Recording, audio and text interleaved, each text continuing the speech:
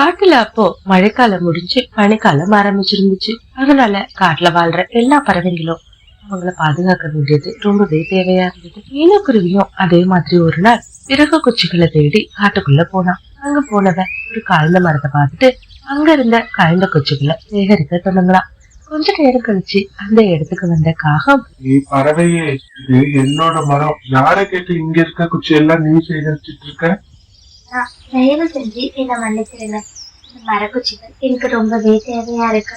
என்னோட குழந்தைங்க ராத்திரி முழுக்க தூங்காம குளிர்ல நடுங்கிட்டு இருக்காங்க. இந்த விறகு குச்சிகளை நான் எடுத்துட்டு போனாதான் அவங்கள குளிர்காய வைக்க முடியும். தயவு செஞ்சு இதை எடுத்துட்டு போறதுக்கு என்ன அனுமதிங்க அப்படின்னு சொல்லி மீனுக்குருவி ரொம்ப கெஞ்சி கேட்டா. இதை கேட்டு மனசுல இறக்கப்பட்ட அந்த காகம், சரி பறவையே, இன்னைக்கு ஒரு நாளைக்கு நீ இதை எடுத்துட்டு போ. ஆனா என்னமோ இங்க வரக்கூடாது.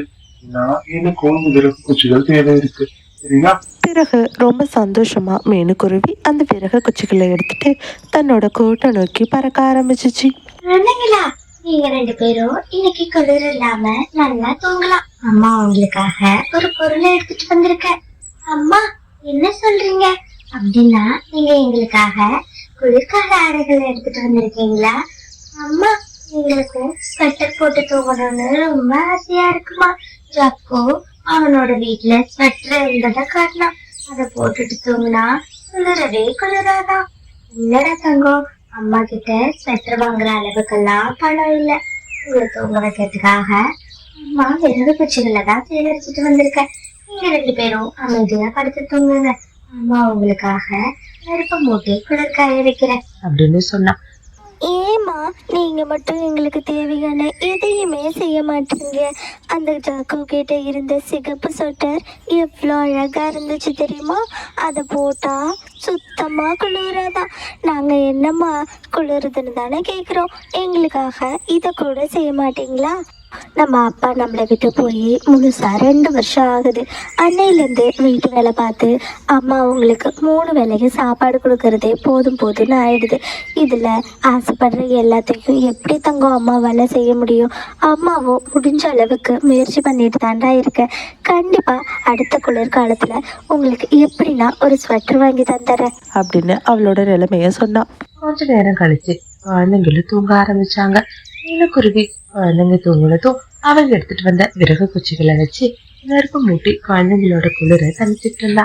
ஆகும், அவளால தன் குழந்தைங்களுக்கு ஸ்வெட்டர் வாங்கி கொடுக்க முடியல அப்படிங்கிற கவலை மனசுல இருந்துட்டே இருந்தது. மறுநாள் காலையில பொழுது விடிஞ்சதும் மீனுக்குருவி தன் குழந்தைங்க ஸ்வெட்டர் கேட்டதை யோசிச்சபடியே அவ வேலை பாக்குற எஜமானி வீட்டுக்கு வந்தா. அம்மா, என்னோட குழந்தைங்க ராத்திரி முழுக்க குளிர்ல ரொம்பவே நடுங்கிட்டாங்க. ஸ்வெட்டர் வாங்கி கொடுக்கணும் அப்படின்னு ஆசைப்படுறாங்க. எனக்கும் அவங்க கேட்கறது தப்புன்னு தோணல. ஏன்னா என்னோட வீடு ரொம்பவே சேதமடைந்த நிலைமையில இருக்கு. குளிர் ரொம்ப வீட்டுக்குள்ள வர்றதால குழந்தைங்களால அதை தாங்கிக்க முடியல அப்படின்னு சொல்லி கண் கலங்கி அழ ஆரம்பிச்சா. இந்த மாதிரி ஸ்டோரிஸை தொடர்ந்து பார்க்கணுன்னு நினச்சிங்கன்னா மறக்காமல் சிட்டு பேர்ட் ஸ்டோரிஸ் சேனலை சப்ஸ்கிரைப் பண்ணுங்கள். கூடவே பக்கத்தில் இருக்கிற ஆல் சிம்பிளையும் ப்ரெஸ் பண்ணுங்க. ஸ்டோரி பிடிச்சிருந்தா லைக் பண்ணிவிட்டு உங்கள் ஃப்ரெண்ட்ஸ் கூடவும் ஷேர் பண்ணுங்கள். இதை கேட்ட மெட்ரிக்கிளி, இன்னும் நீ அழாத மீனும், இதெல்லாம் ஒண்ணு பண்ணு. என்கிட்ட புது ஸ்வெட்டர் வாங்கி வந்தனால மனசு வேஸ்டா தான் இருக்கு. அதை வேணும்னா நான் உனக்கு தரேன். உன்னோட குழந்தைங்களுக்கு அதை போட்டு விடு அப்படின்னு சொல்லி தான் கிட்ட இருக்கிற அந்த பழைய ஸ்வெட்டர் ஒண்ணு கொடுத்தா. ஆனா மீனுக்கும் 2 ஸ்வெட்டர் தேவைப்பட்டதால, அம்மா, எனக்கு 2 குழந்தைங்க இருக்காங்க. இந்த ஒரு ஸ்வெட்டரை நான் எடுத்துட்டு போனா கண்டிப்பா சண்டை போட்டுக்குவாங்க. நீங்க எங்க வாங்குறீங்கன்னு சொல்லுங்கம்மா. நான் போயிட்டு அதே இடத்துல ஒரு ஸ்வெட்டரை வாங்கிக்கிறேன் அப்படின்னு சொன்னா. உடனே இதை கேட்ட மிட்டு, இங்க பாரு மீனும், ஸ்வெட்டர் ரொம்பவே விலை ஜாஸ்தி. உன்னால புடிச்சு வாங்குறதுக்கு முடியாது. என்ன நீ ஒண்ணு பண்ணு, நேரா மனிதர்கள் வாழ்ற இடத்துக்கு போ. அங்க போனீங்கன்னா கண்டிப்பா உனக்கு பழைய ஸ்வெட்டர் எல்லாம் கிடைக்கும். அதை எடுத்துட்டு வந்து இதையே நீ வாங்கிட்டு போய் குழந்தை கிட்ட கொடு அப்படின்னு சொன்னா.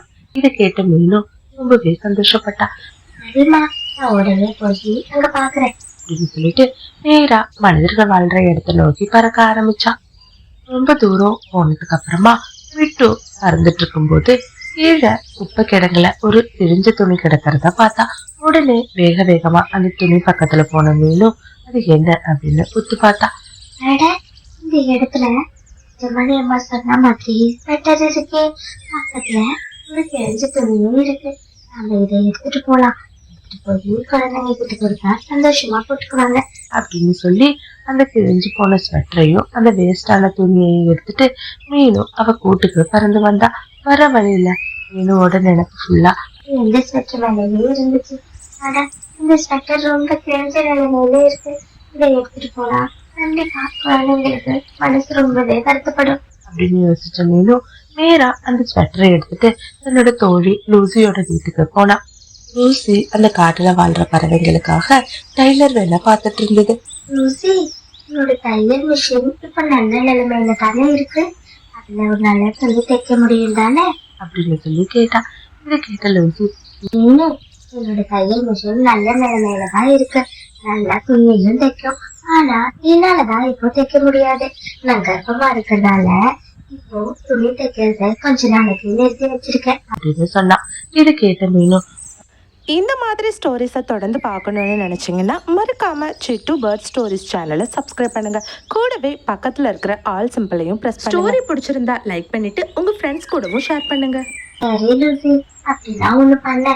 தயவு செஞ்சு உன் தையல் மிஷின்ல என்ன தைக்கிறதுக்கு அனுமதிங்க. குழந்தைங்களுக்கு தேவையான ஸ்வெட்டரை நான் எடுத்துட்டு வந்தேன். அதுல கொஞ்சம் கிழிச்சல் இருக்கு. அதை மட்டும் நான் தைச்சுக்கிறேன் அப்படின்னு சொல்லி லூசி கிட்ட அனுமதி கேட்டுச்சு. உடனே லூசி, இது பாரு மீனும், இது உன்னோட வீடு மாதிரி. உன்னோட குழந்தைங்க எனக்கு குழந்தைங்க தான். நீ போய் தாராளமா என்னோட மிஷின்ல உன்னோட துணியை தைச்சுக்கோ அப்படின்னு சொல்லி அனுமதி கொடுத்துச்சு. உடனே வேகமா மீனும் தையல் மிஷின்ல போய் அந்த கிழிஞ்ச துணியில ஸ்வெட்டரை தைக்க ஆரம்பிச்சா. அந்த கிழிஞ்சு போன ஸ்வெட்டர் இப்போ நல்ல புது ஸ்வெட்டரா மாறிடுச்சு. மீனும் அந்த அளவுக்கு அழகா அதை தைச்சிருந்தா. ஸ்வெட்டரை பார்த்த மீனுக்கு ரொம்பவே சந்தோஷமா இருந்துச்சு. வேகமா அதை எடுத்துட்டு தன்னோட குழந்தைங்கள்ட்ட கொடுக்கலான்னு வீட்டுக்கு போனா. வீட்டுக்கு போனதும் ஸ்வெட்டரை பார்த்த குழந்தைங்க ரொம்பவே சந்தோஷப்பட்டாங்க. ஐ அம்மா, எங்களுக்காக புது ஸ்வெட்டர் வாங்கிட்டு வந்திருக்கீங்களா அப்படின்னு சொல்லி ரொம்ப சந்தோஷமா அந்த பழைய ஸ்வெட்டரை எடுத்து போட்டுக்கிட்டாங்க. குழந்தைங்க ஸ்வெட்டர் போட்டதும் ரொம்ப சந்தோஷமா இருக்கிறத பார்த்த மீனும் அவளும் ரொம்ப சந்தோஷப்பட்டா. ஒரு வழியா அன்னைக்கு ராத்திரி குழந்தைங்க எந்த ஒரு குளிரும் இல்லாம நிம்மதியா தூங்குனாங்க. ஆனாலும் எப்பயும் போல மீனும் குழந்தைங்களுக்கு குளிரும் அப்படின்னு சொல்லிட்டு ராத்திரி முழுக்க தூங்காம அவங்களுக்கு நெருப்பு மூட்டி குளிர் காத்துட்டு இருந்தா. தன்னோட குழந்தைங்க குளிரில கஷ்டப்படுறாங்க அப்படின்னு யோசிச்சு, என்னதான் ஏழ்மையான நிலைமையில இருந்தாலும் இன்னைக்கு ஒரு பறவை வெற்ற தேடி எவ்வளவு தூரம் அலைஞ்சிச்சுங்கிறத நாம எல்லாருமே பார்த்தோம். இதே மாதிரிதான் பறவைங்களா இருந்தாலும் சரி, மனுஷங்களா இருந்தாலும் சரி, தாழ்மைங்கிறது எல்லாருக்கும் பொதுவான ஒரு விஷயம். இந்த ஸ்டோரி பாக்குற உங்களுக்கும் உங்களோட அம்மா என்ன மாதிரியான சாக்ரிஃபைஸ் எல்லாம் பண்ணிருக்காங்க அப்படிங்கறதையும், அம்மான்னு யோசிக்கும் போது உங்களுக்கு என்ன விஷயம் முதல்ல ஞாபகம் வருது அப்படிங்கறதையும் கமெண்ட்ல சொல்லுங்க. மறக்காம ஸ்டோரி பிடிச்சிருந்துச்சுன்னா லைக் பண்ணிட்டு இந்த மாதிரி நிறைய ஸ்டோரிஸ் பார்க்க நம்மளோட சிட்டு பேர்ட் ஸ்டோரிஸ் சேனலையும் சப்ஸ்கிரைப் பண்ணுங்க.